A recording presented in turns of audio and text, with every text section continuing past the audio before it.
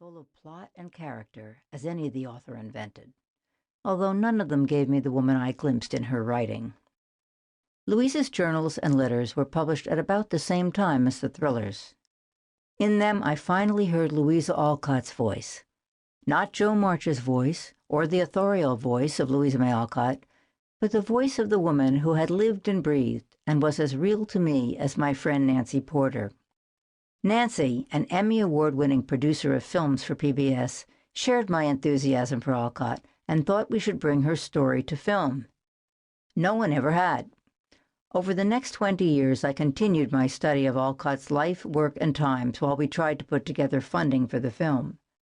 By the time the National Endowment for the Humanities, and later the Corporation for Public Broadcasting, the Arthur Vining Davis Foundations, Audrey Simons and the Simons Foundation, and the National Endowment for the Arts recognized the merit of our subject, I had read just about all of Louisa's hundreds of works, and could sift them for the autobiographical elements we needed to tell her story without leaving her imagination out.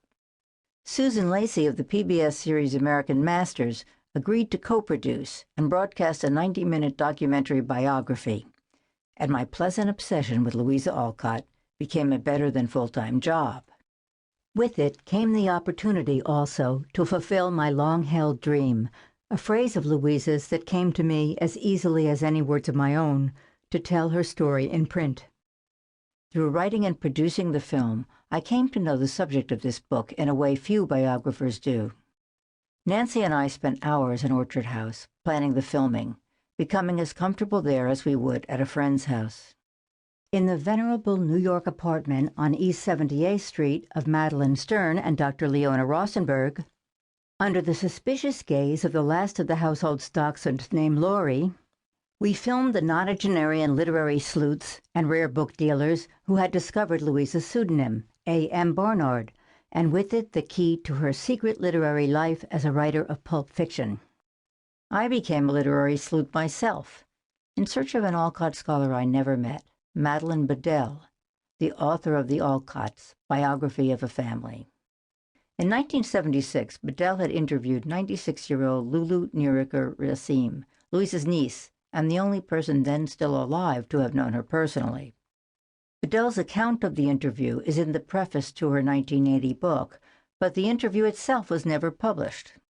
The author died of cancer before she completed a second volume. I wondered what had happened to Bedell's interview with Lulu, had asked various Alcott scholars about it, had even tried calling Bedell's listed in telephone books.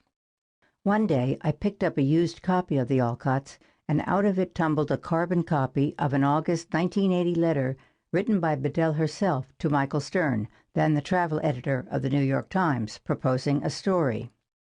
At the bottom of the letter was a return address in Brooklyn, where more than 2 decades later Madeline Bedell's widower still lived.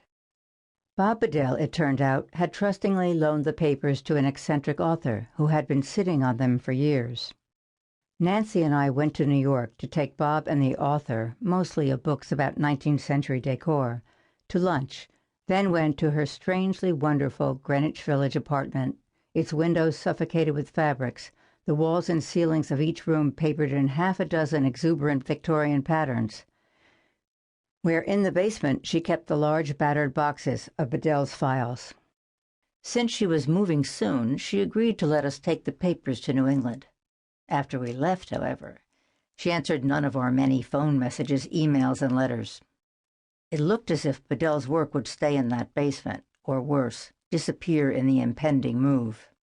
Finally, after a good 6 months of anxious strategizing with the Bedell family, and some blustery talk about lawyers, the papers were transferred. At present, they take up half my study while en route to the Orchard House collection. Shooting the dramatized scenes of the film was the most unusual aspect of my research. Casting actors as our subject and her family did wonders to focus them in my mind. Location filming at Orchard House, Emerson's House, and Fruitlands brought home the material and physical reality of Alcott's life and times.